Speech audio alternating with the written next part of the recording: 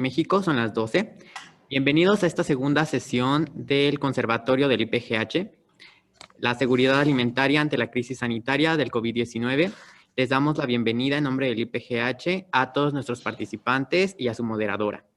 Queremos hacer dinámica esta sesión, por lo cual estaremos recibiendo las preguntas y comentarios a través de lo que son nuestras redes sociales. Y les recordamos usar el hashtag conversatorio IPGH. Me es grato iniciar este módulo que les comentaba, se titulaba Seguridad Alimentaria ante la crisis sanitaria COVID-19. Por lo cual, perfecto. Aquí les recuerdo que vamos a recibir sus preguntas a través de Facebook y de Twitter. Nos pueden seguir en las cuentas oficiales del IPGH usando el hashtag conversatorio IPGH.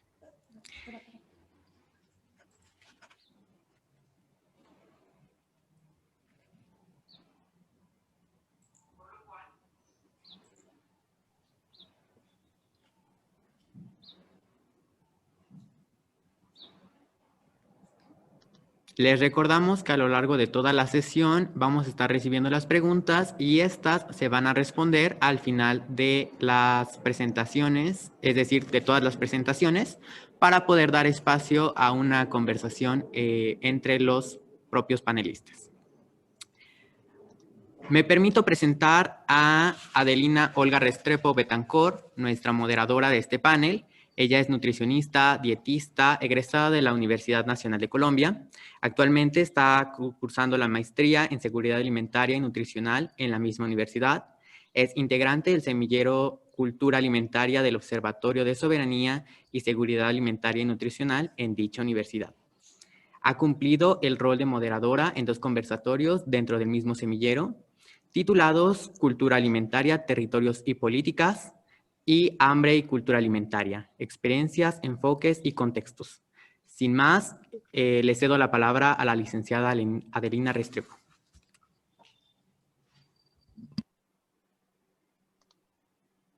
El micrófono está apagado. Perdón. Bueno, buenas tardes, Yael, muchas gracias. Agradecerles pues también al Instituto por la oportunidad. Y bueno, hoy voy a recordarles brevemente pues la agenda para hoy. Vamos a iniciar con una breve introducción del tema. Posteriormente vamos a tener 3 panelistas, los cuales van a tener 10 minutos para hacer su presentación.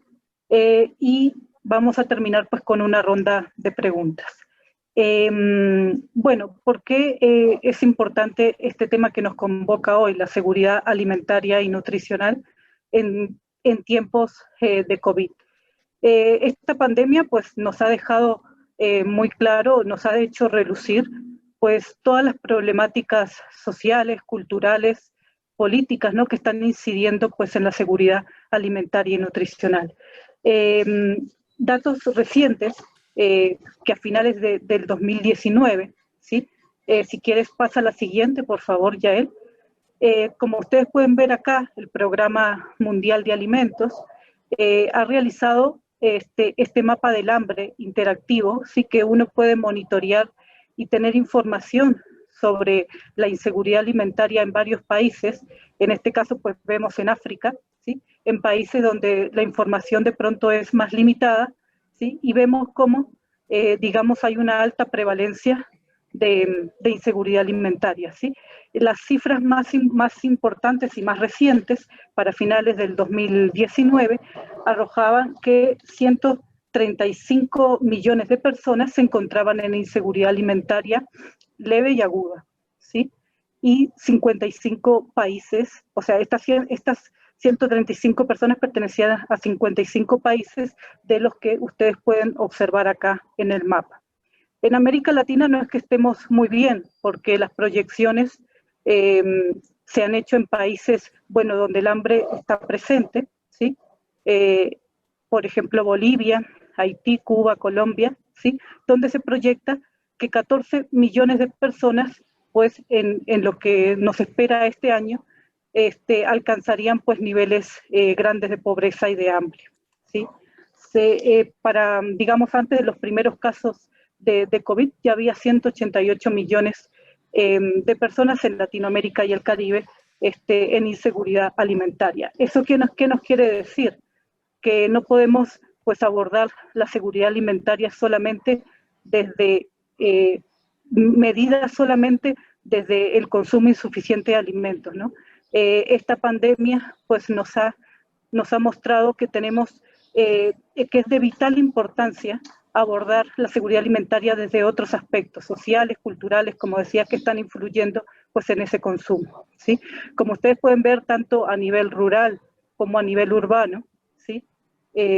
Y ustedes saben que la realidad de los países pues latinoamericanos es el empleo informal. Muchas personas han visto pues la falta de ingresos debido a que no han podido salir a trabajar, ¿sí? Tanto en el área rural como en el área urbana. Eso ha hecho que también pues hayan disminuido también la calidad de los alimentos que consumen, ¿no?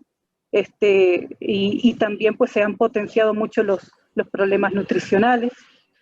Asimismo, también las personas en el área rural que siempre han sido autosuficientes en cuanto a la producción de alimentos, pues ven amenazada esa autosuficiencia y quedan expensas pues de la ayuda alimentaria, que la ayuda alimentaria por sí sola pues no ha podido solventar esos grandes problemas de seguridad alimentaria. Es por eso que este tema pues nos convoca hoy a la reflexión, pero también nos hemos dado cuenta que los efectos ambientales, ¿sí? La seguridad ambiental, que también es una de las dimensiones de la seguridad alimentaria, tiene grandes efectos pues, en la productividad, en el bienestar y en el desarrollo humano. Y por eso es importante hoy, y los tres conferencistas pues, van a hacer hincapié también en la importancia de atender pues, estos efectos ambientales, como el desperdicio de los alimentos, como por ejemplo en el caso de Marcos, que nos va a hablar sobre la importancia del control de las plagas, ¿sí? Y también, por último, pues a través de dos ejemplos, Darío nos va a contar acerca pues, de una alternativa también tecnológica que, bueno, que puede contribuir a la seguridad alimentaria y nutricional. Sin más preámbulos, entonces, en el día de hoy, pues, nuestro primer conferencista se llama Pedro de la Vega García, ¿sí? Pedro es licenciado en Sociología, tiene maestría en Políticas Públicas. Es muy importante porque Pedro tuvo la oportunidad de ser ministro para México ante la ONU y la Organización Mundial del Comercio para atender temas agroalimentarios, ¿sí? Su enfoque ha sido siempre pues, en el tema del desperdicio de los alimentos, un tema muy importante porque pues, no hay que desconocer pues, los grandes efectos que tiene para los ecosistemas y también pues, para el desarrollo y el bienestar de las personas, ¿no? También nos va a hablar pues, de esa contradicción de nuestros sistemas alimentarios, que por un lado pues, está la abundancia de alimentos, la producción, y por otro lado una gran cantidad de desperdicios de alimentos. Entonces, sin más preámbulos, muchas gracias, Pedro, por estar en el día de hoy. Te cedo entonces la palabra. Bienvenido. Muchas gracias, Adelina. Muy buen día para todos. No sé si pueden ayudarme, por favor, a proyectar la presentación. Sí, claro que sí, Pedro. Danos un momento. Muy bien. Mientras ustedes ven 4 láminas que preparamos para esta conversación, les quiero comentar que estuve buscando alguna cita que me ayudara a entender bien qué tiene que ver la previsión de circunstancias como esta con la realidad que estamos viviendo. Hace más de un siglo, un escritor norteamericano llamado Mark Twain decía que quien quiere vivir de la bola de cristal tiene que aprender a comer vidrio molido. Nadie está en posibilidades de averiguar qué es lo que viene después. Y como podrán ver ustedes en la lámina siguiente, cuando el Foro Económico Mundial Nos ayuda con la siguiente lámina, por favor. Esta. Cuando el Foro Económico Mundial publicó el mapa de riesgos el 15 de enero de este año, de los 10 riesgos que se seleccionaron por impacto, en el lugar número 10 aparecía enfermedades infecciosas. Las enfermedades infecciosas aparecen en el cuadrante que marqué en rojo, como ustedes pueden observar, del lado superior izquierdo de la pantalla. A un lado de clima extremo, crisis alimentarias, crisis del agua, etc. Pero de los 10 riesgos seleccionados por probabilidad, las enfermedades contagiosas no aparecieron. Esto fue el 15 de enero. El jueves 30 de enero, a las 3:30, hora de Ginebra, el comité de emergencia es convocado por el director general de la Organización Mundial de la Salud, en virtud del Reglamento Sanitario Internacional, que apenas empezó su vigencia en el año 2005, se reunió para tratar el brote del nuevo coronavirus, que había sido reportado apenas el 31 de diciembre del año anterior, menos de un mes antes, por la República Popular China. La pandemia fue declarada al término de esa sesión, a las 18:35. En 15 días cambió por completo la correlación. Y en México, desde luego, al igual que en el resto de los países, pues no estábamos preparados, porque este peculiar virus mantiene una estrecha relación con la seguridad alimentaria. Este virus, como todos lo sabemos ahora, ataca a las personas que tienen ciertas características como las comorbilidades, la diabetes, enfermedades cardiovasculares y respiratorias, obesidad mórbida. Yo dejé en la lámina solamente estas 3 porque estas están vinculadas con un problema de alimentación que México viene arrastrando desde hace algunos años. Tenemos lamentablemente el primero y segundo lugar respectivamente en obesidad en adultos y en niños. Y es un problema grave porque obviamente ataca a las personas que tienen menores posibilidades de alimentarse adecuadamente. Vamos a pasar a la siguiente lámina, por favor. Sin embargo, no todo eran malas noticias. En todo México hay más de 192,000 localidades habitadas, de acuerdo con los datos del último censo. Y de estas, en 188,640 localidades rurales, habita casi el 30% de la población mexicana. ¿Qué significa esto? Que para el 30% de la población, el distanciamiento social que imponía la pandemia era verdaderamente irrelevante. Imaginen ustedes un poco más de 35 millones de personas distribuidas en estas 188,000 localidades. Bien, se fue acotando digamos, el universo de estudio y se ubicó que hay 36,492 localidades habitadas que tienen entre 200 y 14,999 habitantes. Es decir, el ámbito donde se desarrolla el medio de vida rural. Este ámbito es a donde llegan los servicios gubernamentales. En poblaciones, que son muchísimas, que tienen menos de 200 habitantes, no hay ningún tipo de servicio. Obviamente me refiero a servicios escolares, a servicios de salud, pero también a los sistemas de mercado que permiten que la gente consuma una variedad de alimentos necesaria para mantener una salud correcta. Entonces, de repente teníamos mucha claridad acerca de un doble problema. Población en condición de pobreza alimentaria, que llega a una cifra de 7.3 millones de personas. Y por el otro lado, un desperdicio de alimentos crónico en el país. Esto es un dato verdaderamente preocupante. En México, el índice de de desperdicio de alimentos, se le llama índice ponderado de desperdicio de alimentos, ha ido cayendo afortunadamente, pero muy lentamente.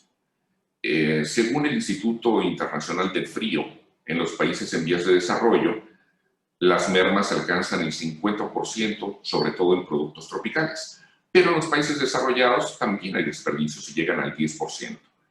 En México, el desperdicio llega a 37.1% de la producción anual de alimentos.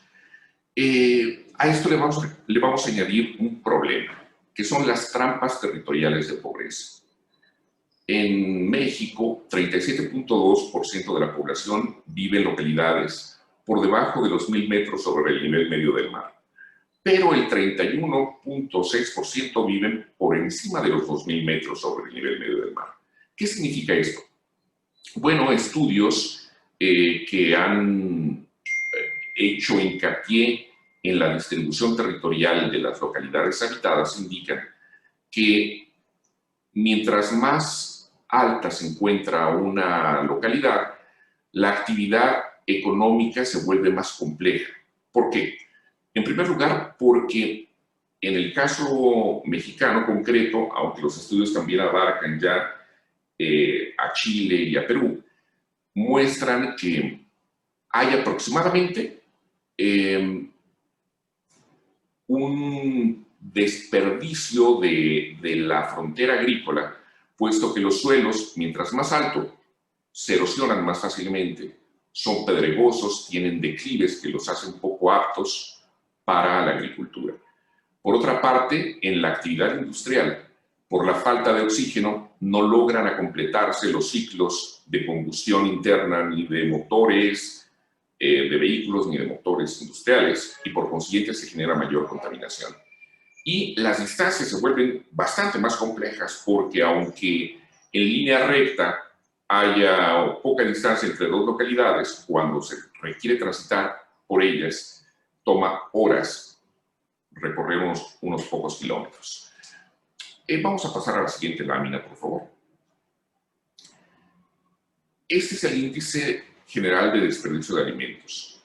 Cuando se empezó a averiguar por qué se desperdiciaban tantos alimentos en México, un estudio que se hizo con el Banco Mundial y con instituciones académicas mexicanas y gubernamentales, se llegó a la conclusión de que básicamente se trata de falta de estándares de calidad, de malas prácticas en el manejo de insumos y productos, de sistemas inadecuados de transporte, distribución y almacenaje.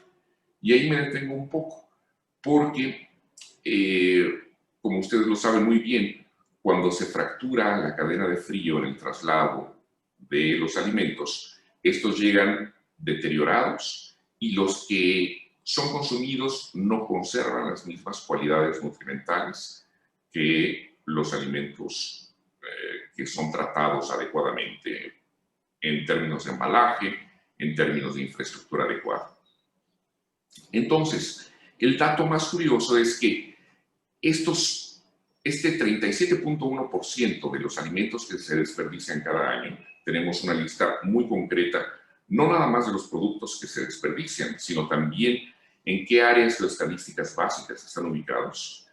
Se podría alimentar sin ningún problema a 7,4 millones de personas que se encuentran en pobreza extrema e inseguridad alimentaria. Es decir, 100,000 personas más de las que en este momento se encuentran en situación de pobreza alimentaria. Vamos a pasar a la siguiente lámina, por favor. Entonces, cuando tratamos de establecer el punto de intersección entre el mapa del desperdicio de alimentos y el mapa de pobreza alimentaria, nos dimos cuenta que había algunos puntos de confluencia.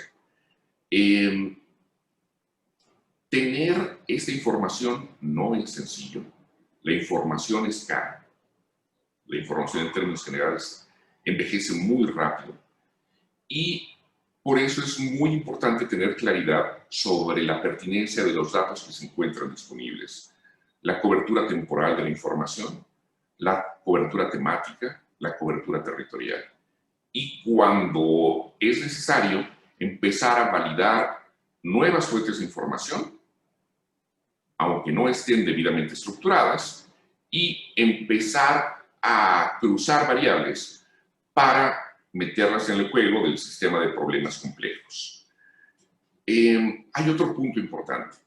El proceso de atención de un problema público pasa siempre por una ruta que inicia con la identificación de la pertinencia de los datos disponibles, que continúa con la construcción de información relevante, estructurada para caracterizar y visibilizar una situación determinada, y finalmente se concentra en la validación de variables que entran en el juego. En México, el Laboratorio Nacional de Ciencias de la Complejidad ha hecho esfuerzos enormes para avanzar en estos temas. A partir de esa fase, las hipótesis de trabajo se pueden demostrar como falsas o verdaderas, siguiendo los criterios definidos por los tomadores de decisiones. Sin embargo, una verdad científica puede implicar un error político o administrativo si se implementa deficientemente, si se implementa en un contexto inadecuado o si se implementa en el momento menos propicio. La información, todos nosotros lo sabemos, es un bien que cuesta mucho obtener, que envejece rápidamente, pero todas las organizaciones cuentan con información estructurada y no estructurada que con sistemas de modelación de Big Data nos puede ayudar ahora a adecuarla para los procesos de toma de decisiones. Mi charla de hoy es simplemente un llamado para que en esta era de la información, que es cuando tenemos más herramientas de percepción remota, cuando tenemos mayor capacidad de análisis, empecemos a construir sistemas de geointeligencia para tomar decisiones inteligentes en los momentos más complejos como el que estamos viviendo. Creo que no me dio para mucho más el tiempo, pero estoy a su disposición para atender alguna pregunta si así lo consideran conveniente. Muchas gracias. Muchísimas gracias, Pedro, por tan interesante explicación. Sinceramente creemos que la información georreferenciada y la cobertura territorial y las temáticas cobran gran relevancia en lo que es la información que tenemos actualmente, no nada más en México, sino en lo que es los diversos países del mundo, enfocándonos especialmente en los países miembros del IPGH. Les recordamos a todos nuestros amables asistentes que haremos una sesión de preguntas al finalizar todas las presentaciones para generar una discusión mucho más rica, por lo cual les recordamos que nos hagan llegar sus preguntas hacia lo que son las redes oficiales del instituto, por medio de Facebook o por medio de Twitter, y utilicen la hashtag conversatorioIPGH para que podamos identificarlos más fácilmente. Muchísimas gracias, Pedro, en verdad, por esa aportación y por utilizar como ejemplo a México, que es un país que da la sede a la Secretaría General de este instituto.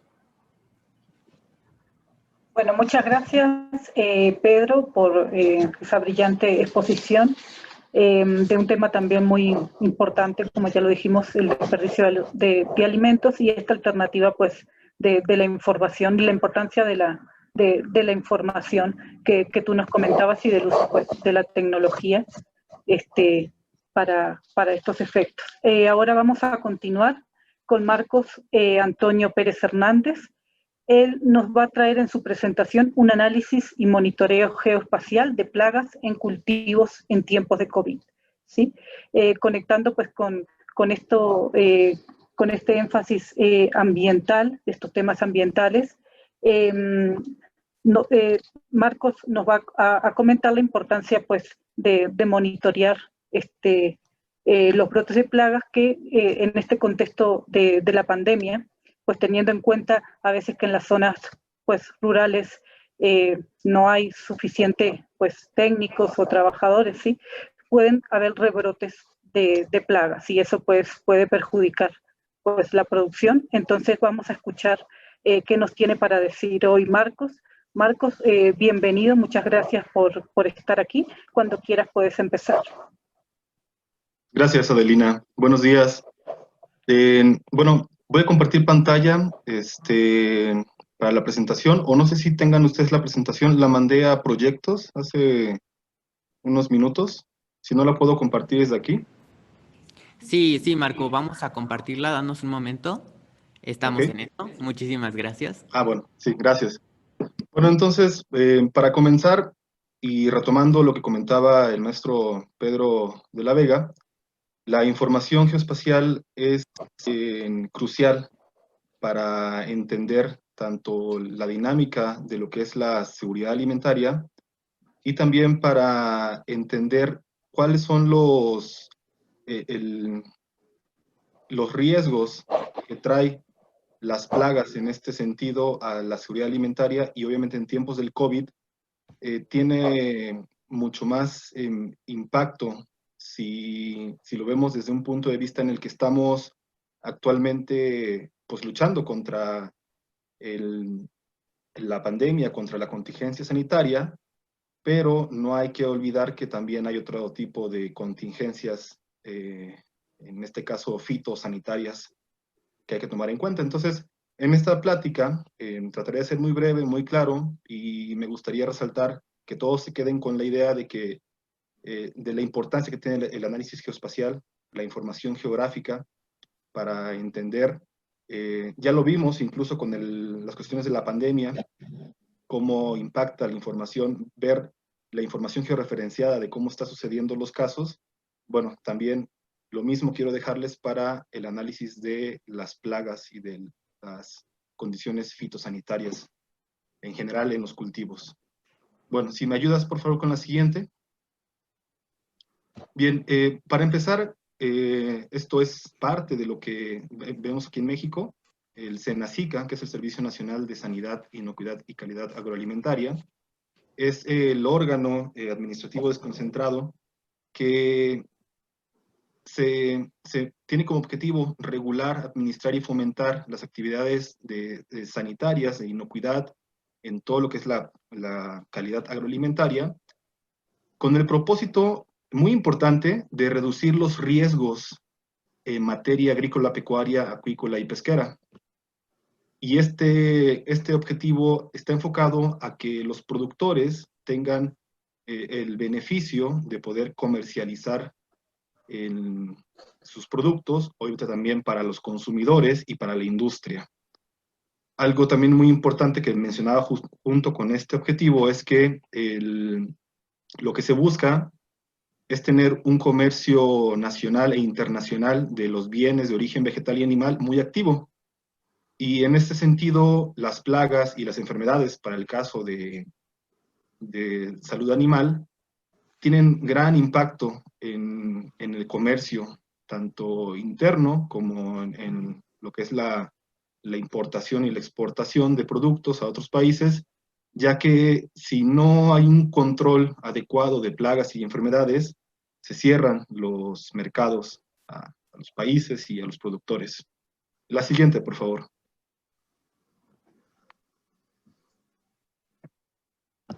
Y bueno, quizás es un tema que ya muchos lo vemos, los que estamos en el ámbito, que lo vemos quizá muy obvio, en el que conocemos que el COVID o la pandemia como tal, la situación sanitaria actual, afecta, y esto obviamente la FAO también lo corrobora, afecta directamente en el suministro y en el consumo de los productos agrícolas. Hay un esquema que saqué de un artículo que viene ahí citado, en donde sin COVID hay una oferta y una demanda de los productos agrícolas y pecuarios bastante dinámica. La accesibilidad también es amplia para todos, en el mejor de los casos. Ya también lo comentaba el maestro Pedro de la Vega, que no en todas las situaciones es igual, pero con la condición de la pandemia, esta disponibilidad y esta oferta y esta demanda se reducen, y también la accesibilidad también se compromete. Entonces hay una accesibilidad que ya está comprometida, y esto se ve mucho más claro aquí en América Latina y en el Caribe. Si bien la FAO dice que a escala global la disponibilidad de alimentos es abundante, a nivel Latinoamérica, a nivel Caribe, esta disponibilidad puede estar comprometida por, por cómo afecta la economía local, lo que sería la cuestión de la pandemia del COVID. Y lo vemos nosotros que estamos aquí en México, que estamos en Latinoamérica, vemos cómo ha impactado de manera social, de manera económica, directamente en el empleo y en el ingreso de millones de personas.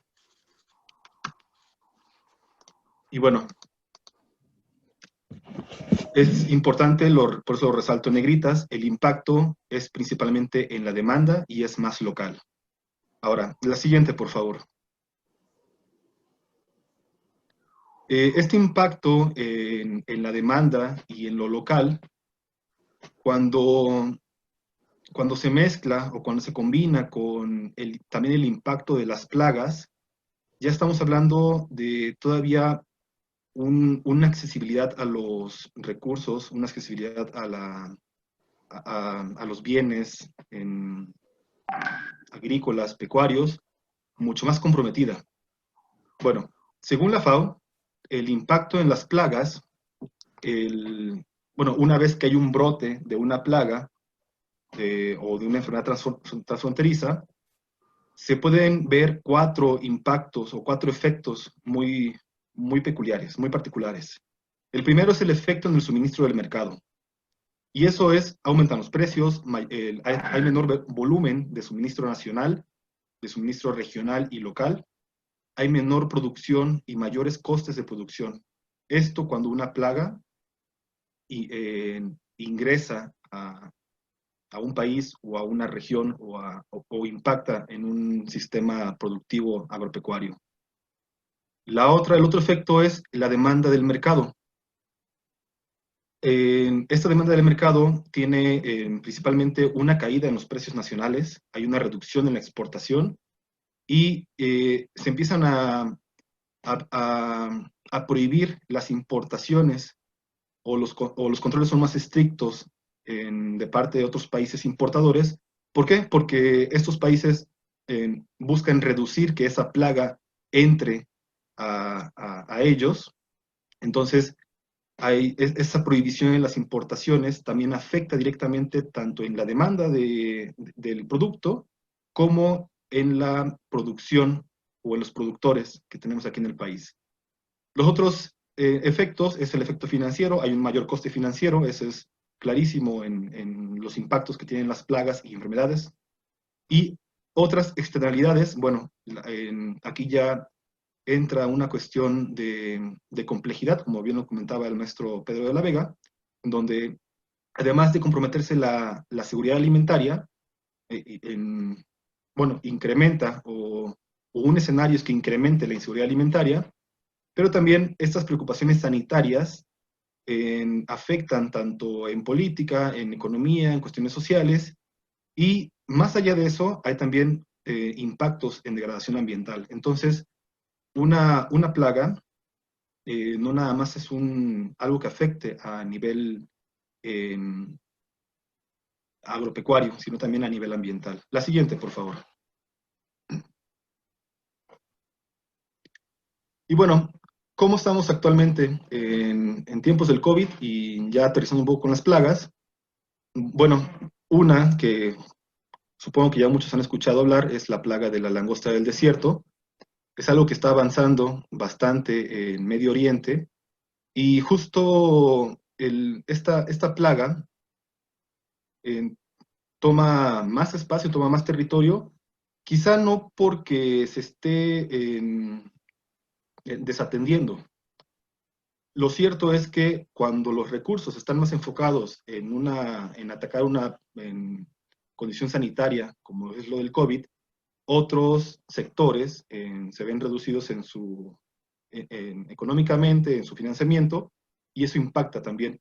Aquí también entran cuestiones climáticas, medioambientales, que están relacionadas con esta plaga muy en particular, pero algo muy interesante es que muchos países sí están tomando medidas directamente contra esta plaga, y afecta mucho la situación sanitaria actual del COVID.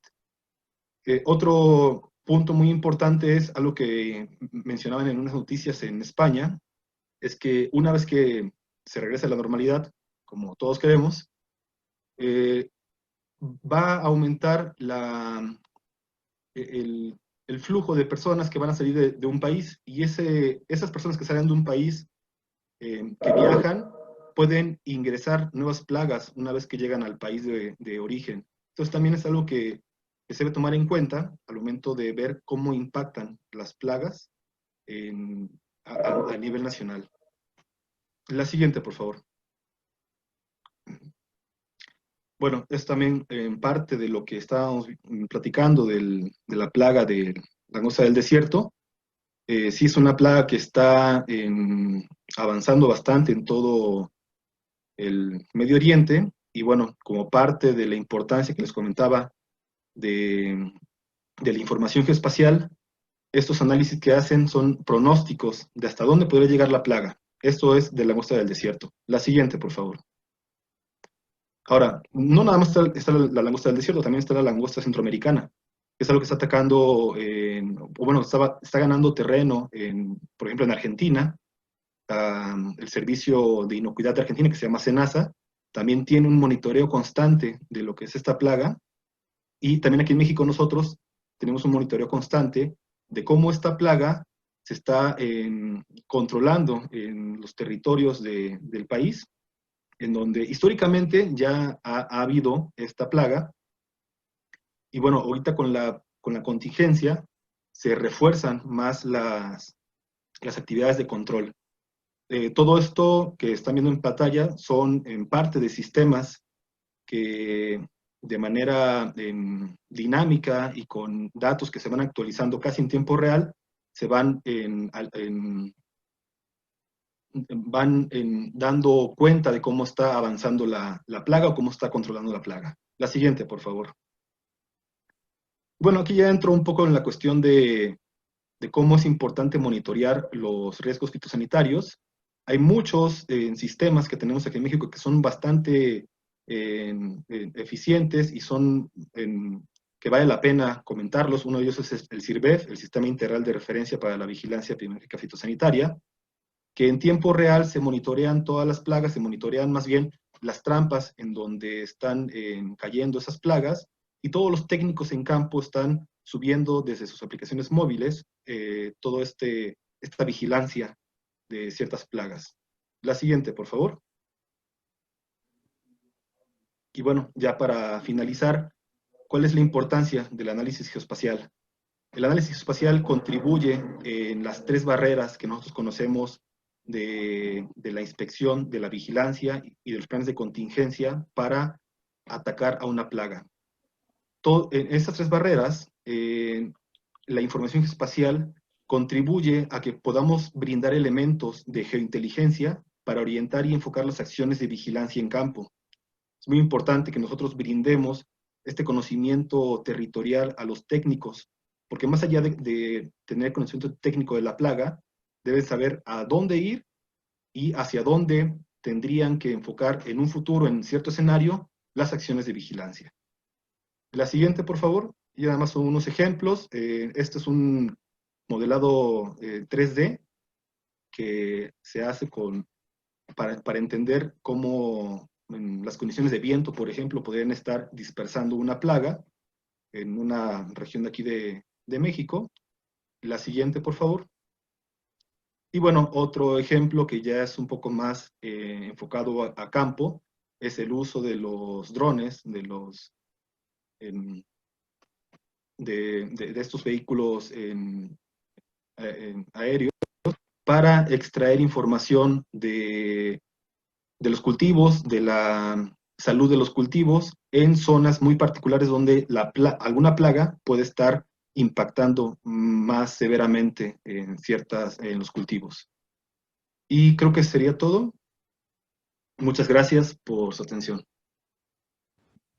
Muchas gracias, Marco, por poner en la mesa lo que es otro factor que no habíamos tenido en cuenta, que son las plagas, ¿no? Que también, pues, como lo mencionabas, pueden viajar ya en este momento de un mundo interconectado, pueden viajar desde África, llegar a otros lados, y por ejemplo la langosta centroamericana, cómo es que llega hasta Argentina. Muchas gracias por darnos esta otra perspectiva sobre este tema. Les recordamos también que por favor sigan mandando sus preguntas a través de las redes oficiales del IPGH, usando la plataforma ya sea de Facebook o de Twitter, mencionando el hashtag conversatorio IPGH para que podamos darle seguimiento a sus preguntas y al final de las presentaciones nuestros ponentes den respuesta a cada una de ellas. Si el tiempo no fuera suficiente para darle respuesta a todas, posteriormente se podrían estar dando contactos uno a uno para responder sus preguntas. Adelina, por favor.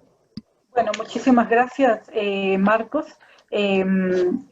Recordarles entonces que Marcos es licenciado en Geografía y especialista en Geomática. Muchas gracias por tu presentación. Vamos a continuar en este mismo tema con Darío Boada. Darío es ingeniero agrónomo, magíster en Sistemas de Información Geográfica con especialización en Gestión de Recursos Naturales y Evaluación Ambiental y en Planificación y Control de Proyectos. Es representante actualmente de la compañía AGP Agroprecisión Geoespacial Company, ubicada en la ciudad de Quito, Ecuador. Lleva trabajando 17 años en el mercado de esta agricultura de precisión. Hoy nos va a hablar de un tema muy importante, ¿sí? Que es el uso pues, de tecnologías de información, y nos va a dar dos ejemplos también muy importantes de la aplicación de esta alternativa. Entonces te escuchamos, Darío, muchas gracias por estar aquí. Muchas gracias, Adelina, y también muchas gracias al Instituto por la invitación, pues encantados de participar. Y pues, Darío, disculpa que te interrumpa, se escucha un poquito bajito, ¿podrías hablar un poco más fuerte para que toda nuestra audiencia te escuche? Gracias. Perdóname, Darío, que voy a mencionar el nombre de tu presentación, Geoservicios. Darío, entonces la presentación se denomina Geoservicios como herramienta de innovación tecnológica para el sector agrícola. Nos va a hablar de dos casos de éxitos del cultivo de banano y de la palma aceitera. Adelante, Darío. Muchas gracias por la invitación y gracias a todos los participantes que nos están siguiendo. Y pues bueno, sí les voy a participar, les voy a presentar unas experiencias que hemos tenido en la aplicación de Geoservicios. Quisiera compartir la pantalla, no sé si puedo compartir o me van a compartir ustedes. Nosotros vamos a compartir la pantalla. Si gustas, puedes compartirla. Ya, a ver, compartir, ya. Perfecto. Nosotros ya la estamos viendo. ¿Me pueden comentar en comentarios los asistentes si la pueden ver? Muchísimas gracias. Pues bueno, les voy a conversar un poco sobre las tendencias geoespaciales en el sector agrícola, cómo se ha venido implementando en varias industrias y un poquito a conversar sobre a lo que nos enfrentamos, ¿no? A esta época de riesgo, de incertidumbre, de complejidad. Es un entorno de trabajo que antes lo veníamos llevando, ¿no? Pero ahora vemos el impacto que tiene esta crisis sanitaria, pues, y las consecuencias que ha llevado al sector alimentario, ¿no? Este tipo de soluciones que nosotros planteamos en el área geoespacial, pues, nos permite a nosotros mejorar este entorno, generar una visión más clara de este entorno, de entender de mejor manera la data y tener esa agilidad y claridad que necesitamos para interpretar en un momento determinado pues los datos. Ese es el enfoque que nosotros queremos dar a los geoservicios como una herramienta. Darío, qué pena interrumpirte, que se está escuchando muy, muy bajito y no estamos pudiendo pues, aprovechar tu saber. Si puedes, más alto.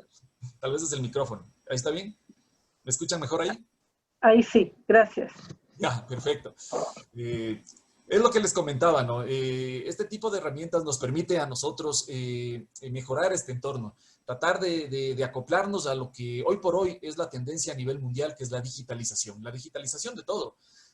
Solo que en la parte agrícola, obviamente, tal vez ha demorado un poco, pero hay mucha información en el agro que se la desperdicia, no se la está recopilando, no se la está almacenando y no se le está dando el valor agregado que deberíamos nosotros tomar en este sector. Es así que la nueva tendencia de procesamiento de datos pues nos da esta solución, ¿no?, del Big Data, que es muy escuchada, pero en el sector agrícola como que aún falta de tomar fuerza, ¿no? Este Big Data pues nos permite a nosotros también fusionar otras áreas como la ciencia geoespacial, el tema de la cloud o de la nube, y obviamente otras ciencias que hemos venido ya manejando, como el tema de posicionamiento global, el tema de sistemas de información geográfico, y acoplados obviamente a motores de inteligencia artificial, como el machine learning, el deep learning, y las tecnologías de información que acopladas o fusionadas, pues nos permiten a nosotros dar ese cambio, esa transformación a nuestra forma de pensar, a nuestra forma de trabajar y a nuestras prácticas comerciales que nosotros proponemos que se deben cambiar. ¿Qué es AGP? AGP, bueno, geoservicios son soluciones basadas en este tipo de sistemas, la nube, el Big Data, la tecnología geoespacial, que acopladas con aplicaciones web y aplicaciones móviles, pues nos proporcionan al sector alimentario mundial sistemas de monitoreo, control y gestión de la información presente en el área agrícola. Esto de manera eficiente y personalizada, adaptada a cada modelo de negocio de cada industria, o de cada empresa o de cada organización, apoyados con tecnología satelital, drones, GIS y GPS. Nosotros actualmente podemos monitorear absolutamente, yo creo que casi todo en el sector agrícola. Podemos monitorear los predios, la fertilidad de los mismos, las enfermedades, las cosechas, rendimiento, salud, fertilizantes, la maquinaria, y absolutamente todo. Con estos sistemas pretendemos darles este sentido a la data, ¿no? El futuro de la ciencia geoespacial está en la nube, ¿no? Esto siempre nos dicen en eventos que vamos, en sectores alimentarios, en los cuales ellos procesan todo su valor agregado, toda su data en la nube. Lo que nosotros hacemos es darle ese valor agregado de dar una experiencia dinámica geográfica a esa data y permitir a los usuarios finales aprovechar de esta información, de estos reportes, de esta analítica en algún momento determinado. Es así que la nube pues, nos permite almacenar prácticamente todo. Hoy por hoy hay condiciones bastante amplias de gerenciar la nube, ¿no? Como tenemos Amazon Web Service, tenemos Azure de Microsoft, y Google, pues ahí hay un montón de opciones. No necesitamos infraestructura propia, sino podemos alquilarla, podemos en un momento determinado crecer en un proyecto o adaptarnos a proyectos pequeños. Esto hoy por hoy nos da esta ventaja y esta opción, la nube. Básicamente la tecnología que se propone es un visor que se adapta a cualquier empresa, ¿no? Hoy por hoy ven la marca ahí, pero en realidad puede tener la marca de cualquier organización. Y son colectores móviles que también se adaptan a cualquier organización. La idea es tener las herramientas necesarias para acoplarnos a un modelo de negocio. Los tipos de servicios son infinitos. Hoy por hoy tenemos implementados a nivel de algunos países que implica Malasia, Centroamérica, Ecuador, Colombia, Perú, ciertos servicios que nos permiten monitorear los linderos, la fertilidad de los cultivos, los suelos, la sanidad vegetal de las plantaciones. Hemos hecho estudios de barridos amplios de mercado con este tipo de tecnología a través de monitoreos satelitales o drones y libros de campo, etcétera. Entonces, hemos traído aquí, les presento dos ejemplos.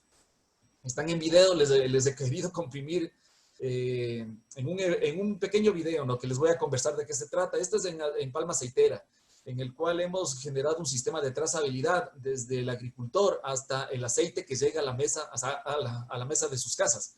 Obviamente hay que empezar por empezar a digitalizar esos predios, dónde se encuentran. Inicialmente empezamos a trabajar con los agricultores en talleres amplios por todo el Ecuador. Esto ya después en la pandemia, pues ya se hace con protocolos, con talleres, e inclusive las extractoras o centros de acopio se encargan mediante con protocolos de distanciamiento, de levantar esta información. Lo importante es que hay un sistema geográfico, geoespacial, adaptado para levantar una información importante en el sector, que les permita conocer quién es el dueño, qué superficie de palma tiene, de bosque. Fue un proyecto para también medir los altos valores de conservación que tiene cada predio en cuanto a lo que es de bosques o otros tipos de uso del territorio. Al final del día, toda la información que se levanta permanentemente se ve en tiempo real. y los tomadores de decisiones están por detrás revisando esta información y pues generando reportes, analizando condiciones adversas en cuanto a plagas, enfermedades o deforestación. Esto es algo que se lo contrató con el Banco Interamericano de Desarrollo y permite el monitoreo mucho del tema de deforestación en cuanto a varios periodos de análisis, ¿no? Actualmente este es un sistema que se lo ha abierto a nivel mundial, lo estamos trabajando con Malasia directamente desde la RSPO. Es un sistema que cualquier persona a distancia, no necesitamos ir o viajar a campo, lo pueden ingresar sus predios, podemos dar nosotros el soporte también y pues una vez que delimiten el predio, pues lo que hace el sistema es generar automáticamente un reporte que le dice las condiciones en las que se encuentra, le dice el tema de deforestación y le da también un acceso para que puedan acceder al tema de certificación, que es importante también en el sector palmero. Esto es un ejemplo en el área de Palma. Estamos haciendo varios proyectos para sistemas de alerta temprana también en el sector de trampeo. Al final del día, el mismo motor tecnológico está acoplado, ¿no? Les voy a indicar otro ejemplo en el sector bananero. Ecuador es uno de los principales, bueno, es el principal exportador en el mundo de banano. Hay muchas empresas que giran alrededor de este negocio. En una de estas es Bayer, en la cual vende insumos y da capacitación, de asesoramiento para el sector bananero.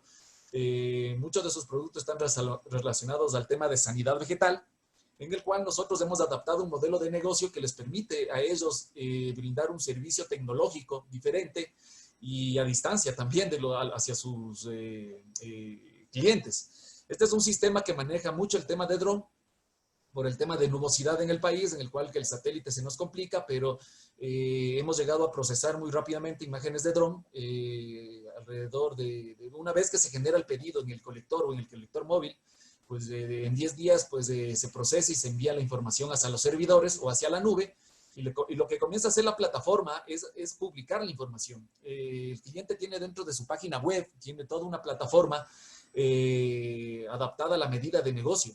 Si ustedes se fijan, esta plataforma es muy similar a Google Maps. La hicimos de esta manera y la diseñamos de esta forma para facilitar la capacitación, para que sea una plataforma intuitiva y que se adapta al agro, nada más. Lo único diferente a los servicios de Google Maps es que está adaptado para la parte agrícola. Este sistema tiene un sistema de trazabilidad que permite medir los trabajos que hacemos con los agricultores y entregar a tiempo pues cada uno de los servicios. Estos dos ejemplos, bueno, les quería indicar. Adicionalmente, indicarles un monitoreo que se está haciendo hoy por hoy en el país para el tema de sanidad de los cultivos, en el cual nosotros utilizamos varios sensores satelitales, en este caso Sentinel, que nos permite analizar un indicador vegetal, que es NDVI, y nos permite tener la respuesta espectral del estado de los cultivos, si estás enfermo, si está medianamente vigoroso o está marchita la plantación. Estos son sistemas que nos permiten trabajar a distancia y nos han permitido generar este tipo de modelos de negocio. Por lo pronto, creo que estoy dentro de los 10 minutos y pues cualquier inquietud, pues estaré encantado de solventarla en las preguntas que tenemos en el chat. Muchas gracias.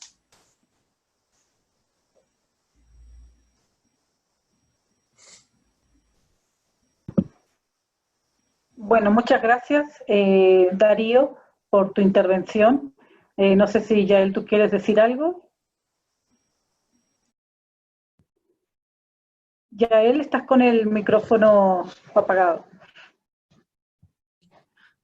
Muchísimas gracias, Adelina. Vamos a enviar saludos a todos nuestros seguidores, principalmente nos mandan saludos desde Venezuela, Colombia, Ecuador, México, y les agradecemos una vez más por unirse a este conversatorio, el segundo conversatorio de los 4 que se van a realizar. Les recordamos igual enviar sus preguntas a través de Facebook, a través de la cuenta oficial de Twitter del IPGH, usando el hashtag conversatorio IPGH, y te doy la palabra, Adelina. Muchas gracias. Bueno, entonces ya tenemos unas cuantas preguntas e inquietudes del público. La primera que tenemos por aquí es para Pedro. Entonces, la pregunta es, Pedro, si hay carencias de datos, ¿cómo se están tomando las decisiones para intentar reducir los desperdicios de alimentos? Y la otra pregunta, ¿cómo los datos geoespaciales pueden ayudar a alimentar a una mayor población a través de la reducción de desperdicios de alimentos. Si quieres, la primera pregunta y luego te vuelvo a decir la segunda pregunta. Entonces la primera es, si hay carencias de datos, ¿cómo se están tomando las decisiones para intentar reducir esos desperdicios? Bueno, pues normalmente las decisiones se tienen que tomar con la información disponible. Si las políticas públicas únicamente te presentan información gruesa, no específica, pues tus alternativas de solución no están focalizadas ni en los puntos geográficos donde más se requieren, ni a las personas que más lo necesitan. ¿Qué se tiene que hacer? Seguir profundizando en la generación de información. Ese es un requisito indispensable en cualquier proceso de toma de decisiones. Estamos en una época magnífica del desarrollo tecnológico. La era de la información nos permite no solamente tener la clásica información estructurada de los censos, de las encuestas, de los registros administrativos, sino también toda la información que parece que es desperdicio en los procesos de gestión, pero que realmente ahora, aunque no esté estructurada, se puede incorporar en sistemas de Big Data. La tecnología está disponible, es decir, tanto el hardware como el software están disponibles. El dataware es complejo. Creo que lo que nos sigue faltando, inserto en los procesos de políticas públicas, es el humanware. Es decir, las personas capacitadas para poder aprovechar esa información y traducirla en soluciones concretas. Es lo que puedo responder de una manera genérica a esta pregunta. Si me ayudas, Adelina, por favor, con la otra pregunta. Claro que sí. ¿Cómo los datos geoespaciales pueden ayudar a alimentar a una mayor población a través de la reducción de los desperdicios de alimentos? La respuesta es compleja. Para desarrollar este proyecto que les platicaba, nosotros logramos construir 26 hipótesis de trabajo entre las hipótesis directas y subordinadas. Llegamos a una conclusión muy obvia. En México, tanto la Marina como la Secretaría de la Defensa Nacional tienen aeronaves que son comunes en todo el mundo. En este caso me refiero a unas aeronaves de Airbus, CASA 295W, CASA con S, que son las siglas de esta empresa de construcción de aeronaves para usos militares en España. Entonces, estas aeronaves tienen una peculiaridad. No requieren de apoyo terrestre, ni para el despegue, ni para el aterrizaje. No requieren tampoco pistas de concreto. Pueden aterrizar sobre terrenos no preparados, terracería, hierba corta, etc. Solo requieren 320 metros para aterrizar y 670, el doble, para despegar. ¿Qué significa esto?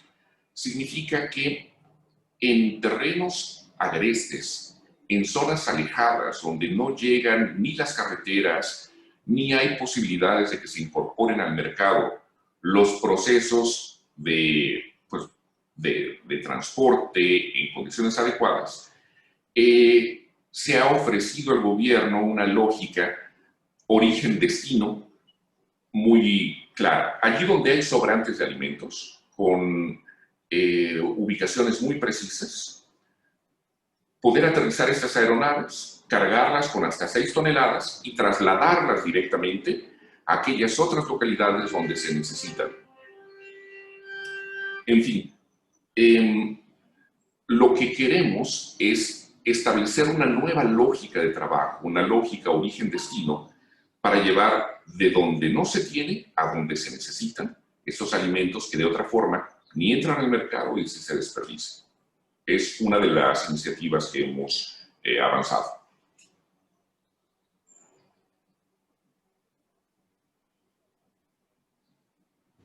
Adelina, disculpa, estás en mute. Perdón. Muchas gracias, Pedro, por las respuestas. Antes de continuar, que tengo una pregunta para Marcos, quería quería preguntarte, Pedro, esa reducción de desperdicios de alimentos, ¿cómo contribuiría a mejorar la seguridad alimentaria? ¿En qué manera crees tú que puede contribuir para alcanzar la seguridad alimentaria, tanto a nivel rural como urbano, ¿no?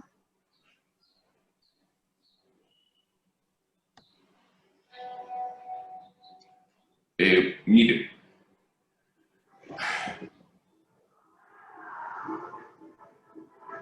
no sé si me escuchan. Sí, se te escucha perfecto. Ah, perfecto, mil gracias. Normalmente los excedentes que por razones estructurales y coyunturales se desperdician, a pesar de que están en condiciones adecuadas para el consumo humano, no son aprovechados por ninguna instancia gubernamental. ¿Por qué? Porque quienes producen son particulares. Les doy un dato muy concreto.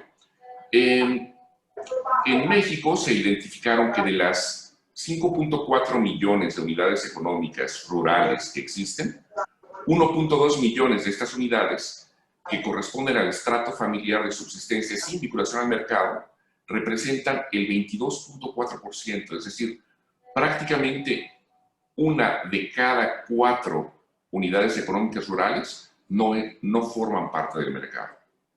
¿Qué significa esto?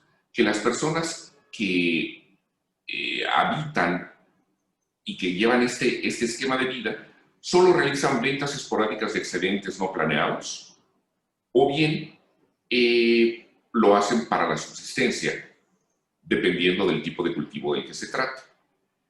Incorporar a todas estas unidades al mercado es prácticamente imposible, sobre todo por cuestiones geográficas y de conectividad.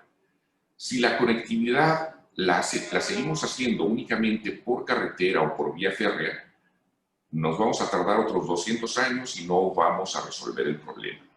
¿Por qué? Porque estamos enfrentando este problema de carácter geoterritorial que se ha denominado trampas de pobreza. Las trampas de pobreza no tienen que ver únicamente con los temas de producción agroalimentaria o de conectividad entre puntos de origen y destino, sino también con movilidad social, tanto generacional como territorial. Es decir, estamos hablando de sistemas de problemas complejos que no pueden tener una sola respuesta. Las respuestas suelen ser casi siempre tan complejas como los mismos problemas. Muchas gracias, Pedro. Entonces, continuando pues con las preguntas del chat, tengo una acá para Marcos, y es, si brota una plaga al grado de ser comparativa con una pandemia a nivel internacional, ¿existe algún plan de emergencia? En el caso de México, ¿existe algún plan para el control? Bueno, son varias preguntas, entonces si quieres te las leo de nuevo. Si brota una plaga al grado de ser comparativa con una pandemia, ¿a nivel internacional existe algún plan de emergencia? Sí, gracias, Adelina. De hecho, en el chat también puse ahí una breve respuesta para que quede guardado dentro de lo que sería, aparte del video que se está grabando también en el chat. Sí, cada país tiene planes y protocolos para controlar y erradicar plagas. Algunos países priorizan ciertas plagas respecto a otros. Por ejemplo, en el caso de México y Guatemala, que tienen ambos bueno, México, Guatemala y Estados Unidos tienen un plan en donde buscan controlar y erradicar la mosca del Mediterráneo.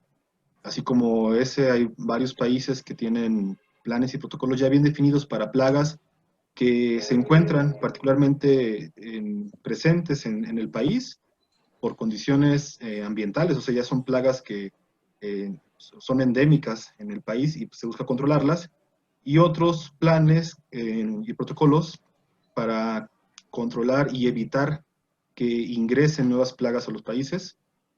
Cada país tiene en esos protocolos, unos más desarrollados que otros, depende también de las plagas y depende también obviamente de cómo esté organizado administrativamente estos organismos de gobierno, ¿no? Para atacar las plagas. La otra pregunta es si México tiene los planes. Sí, México tiene planes para las plagas, tanto las presentes, porque hay plagas presentes aquí en México que son, como bien decía, endémicas, son parte ya de las condiciones biológicas y ambientales de México, y también tiene planes para evitar el ingreso de nuevas plagas, y en caso de que ingresen, tienen planes para erradicarlas. Como había puesto en una diapositiva, son 3 barreras las que se tienen para evitar que una plaga entre al país. La primera barrera, que es lo que es la inspección. Hay puntos de inspección en todos los países, al menos aquí en México hay puntos de inspección en donde se busca que todos los técnicos estén justo eso, inspeccionando que no entren plagas nuevas. También hay la segunda barrera, que es la vigilancia. Hay trampas, hay acciones operativas que buscan vigilar en plagas en todo el país, en todo el territorio. Y la tercera barrera son los planes de contingencia, simulacros también. Hace tiempo hubo un simulacro para peste porcina africana aquí en México, bastante bueno el simulacro, fue un mega simulacro a nivel nacional. También hay simulacros para moco del plátano. Entonces, cada país tiene sus planes. Y como ejemplo, ponía ahí la erradicación de la mosca del Mediterráneo en Colima, que es un caso de éxito aquí en México. Ingresó esa mosca del Mediterráneo en Colima y, bueno, ahí en el chat puse la liga de la noticia para que la conozcan. Obviamente, detrás de todo eso hay muchos técnicos, mucha preparación y protocolos bien definidos para eso. Muchas gracias, Marco, por tu respuesta muy completa. Tengo acá una pregunta que me llega de Twitter para Darío y es la siguiente. ¿Qué políticas se están manejando actualmente en Ecuador para que la población tenga un mayor acceso a los alimentos de mayor consumo? Bueno, en el sector de políticas alimentarias no estoy muy al tanto, en realidad. Yo manejo más la parte tecnológica de seguimiento y monitoreo, ¿no? Pero bueno, sí, el Ministerio de Agricultura es uno de nuestros clientes permanentes, y lo que está apuntando primero el sector es justamente hacer un inventario nacional. Justamente motivó esto la pandemia, ¿no? Porque no se tiene clara la información actual. Tenemos una información del año 2000, del último censo agropecuario. Entonces, se está haciendo ya un plan piloto en el cual también estamos participando para levantar información con colectores móviles georreferenciados en varios sectores del Ecuador y determinar un poco la oferta, demanda del sector agropecuario, ¿no? Justamente para tomar estrategias y políticas frente a la crisis sanitaria que existe en el país. Muchas gracias, Darío.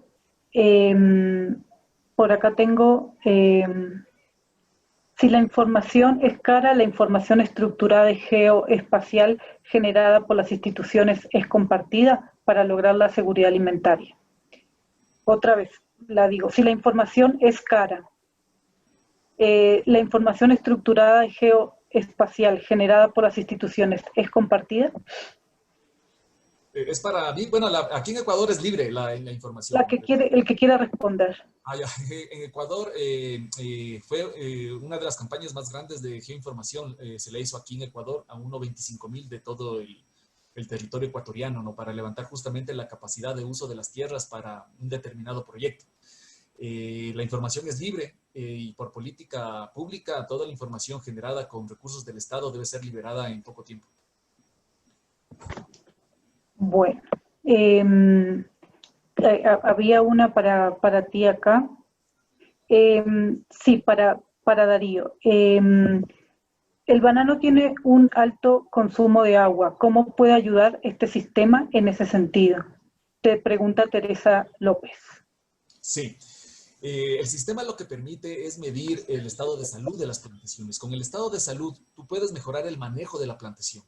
Cuando tú haces un mejor manejo, tú también optimizas los recursos que involucran el tema de fertilización, el tema de aplicación de plaguicidas y por ende también la optimización del agua, ¿no? Entonces, esta información, cuando no se la tiene, se hace el manejo por toda la finca. no se hace el manejo por lote o por planta a planta. Lo que queremos llegar a hacer es una agricultura de precisión que hoy la denominamos como agricultura geoespacial, que es el manejo no solo del manejo sitio específico, sino de todas las condicionantes del sector, a través de estas plataformas que involucra el manejo, la venta, el que todo el mundo, o sea, todos los que están alrededor de la cadena de banano tengan acceso a esta información y sepan aprovecharla.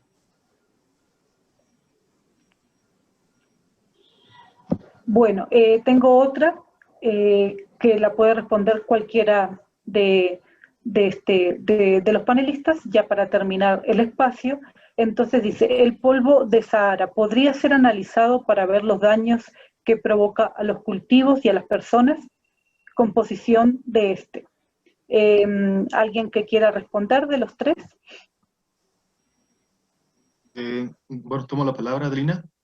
Sí. Sí, hay algunos estudios que justo ven cómo podría impactar el polvo del Sahara en los cultivos. Sí, me ha tocado trabajar con algunos compañeros que han hecho esos escenarios. No es no está tan estudiado el impacto, quizá al menos para aquí en México, ya que estamos un poco alejados, pero obviamente sí se debe estar monitoreando en cuestiones meteorológicas, huracanes, otros eventos, porque sí tienen una afectación en los cultivos. Respecto a la primera pregunta, también es importante comentar que se puede compartir la información, es cierto, pero también hay que considerar que la información, cuando es cara, la información espacial, también puede compartirse, es cierto, pero a veces puede ser información muy sensible y la información sensible no todos la ocupan de manera consciente. Entonces es importante considerar eso, que la información espacial puede llegar a ser muy sensible y tener la ubicación, ya digámoslo, de nosotros, ¿no? Por ejemplo, para que quede claro el ejemplo, eh, puede llegar a ser eh, complicado para ciertos estudios, para ciertas personas, por invadir la privacidad, por así decirlo, ¿no? Entonces, así como hay mucha información sensible, en plagas hay información sensible, obviamente. Muchas gracias, Marco. Entonces, para terminar, queremos pedirle a cada uno de nuestros panelistas que en no más de 2 minutos pues nos puedan dar una pequeña reflexión sobre este tema de la situación de la seguridad alimentaria en tiempos de COVID. Entonces, quien quisiera empezar, puede ser Pedro, por ejemplo, seguimos con Marco y terminaríamos con Darío. En 2 minutitos, una pequeña reflexión para cerrar. No quiero sonar demasiado obvio, pero ya es el conocimiento de todo el mundo que una alimentación sana ayuda a que nuestros cuerpos resistan mejor una enfermedad como la que provoca justamente este coronavirus. Esta situación personal se tiene que extrapolar a los grandes grupos de población. Tenemos que cuidar a la población que tengamos a nuestro alcance, sobre todo a los niños. La población infantil, si bien no es particularmente sensible a esa enfermedad en particular, necesita ser educada para alimentarse cada vez de mejor manera. El mundo entero necesita alimentarse de mejor manera. Las personas que tienen comorbilidades deben entender también que parte del proceso para poder enfrentar esta y cualquier otra enfermedad consiste en alimentarse adecuadamente. Por consiguiente, la noción básica con la cual se creó el Estado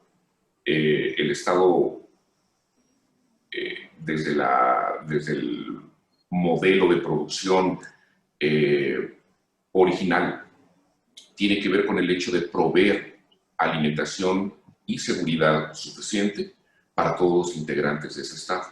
Si nosotros, cada uno de los que estamos aquí, podemos contribuir con conocimiento, con información, con alertas tempranas para atender este tipo de situaciones, vamos a vivir en un mundo cada vez más seguro. Y creo que todos estamos colaborando para que así sea. Muchas gracias. Muchas gracias a ti, Pedro, por la reflexión. Marco, por favor, una reflexión en no más de 2 minutitos. Gracias. Bueno, resaltar lo de la vigilancia, la inspección en las plagas es importante desde un punto de vista gubernamental, pero también nosotros como parte de la sociedad tenemos un papel muy importante, ya lo comentaba, en ser conscientes al momento de hacer un viaje, de ir al extranjero. Nosotros quizás no lo podríamos concebir de esa forma, ¿no? El impacto que puede llegar a tener que nosotros nos traigamos una fruta, una planta, un poco de tierra, así de simple, ¿no? De otro país, donde podemos llegar a ingresar en una plaga que puede impactar muchísimo a nuestra economía, a los productores. Entonces, esa conciencia a nivel ya de sociedad debe estar siempre en nuestra mente al viajar, y también en la gente que anda en campo, quizá no todos andamos viendo bichos, ¿no? Por todo el campo y no podemos identificarlos, pero alguna cuestión extraña o rara, o acercarnos con los productores y comentar por ejemplo, ese avistamiento, ¿no? ¿Sabe qué? Vi algo extraño en una enfermedad en sus animales, o algo raro en la planta. Quizá podría ser la diferencia para actuar de manera pronta en controlar una plaga o una enfermedad. Gracias. Gracias a ti, Marcos.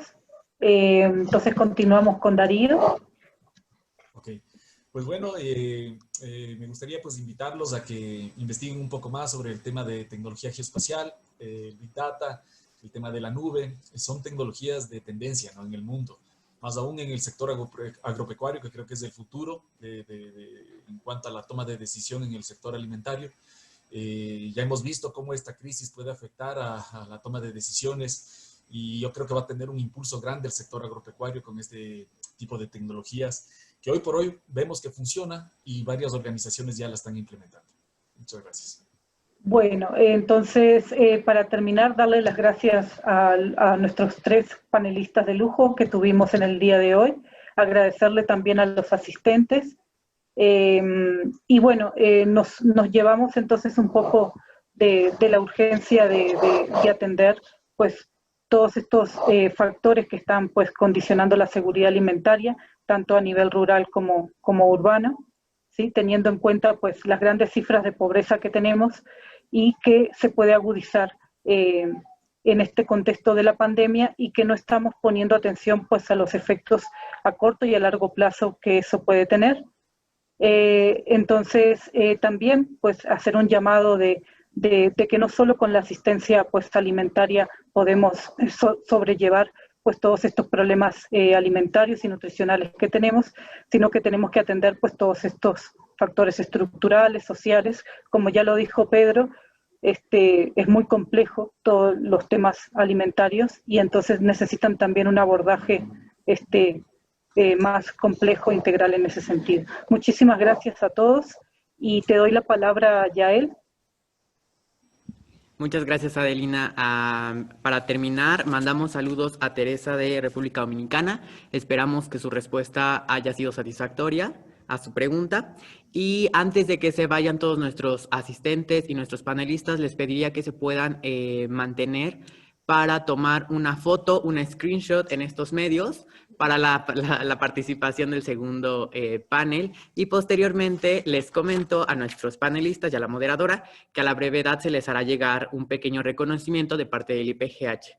Entonces agradecemos también así a los asistentes en nombre del Instituto Panamericano de Geografía e Historia por acompañarnos en este segundo conversatorio, y les recordamos que estén atentos para las próximas pláticas. Muchísimas gracias al Instituto también por la oportunidad. Va el screenshot antes de que se desconecten todos, por favor. Listo. Pues muchísimas gracias nuevamente a todos y que tengan una excelente tarde. Igualmente, un Gracias placer a haber todos. participado. Chao, gracias. Saludos a todos. Chao. Saludos, gracias.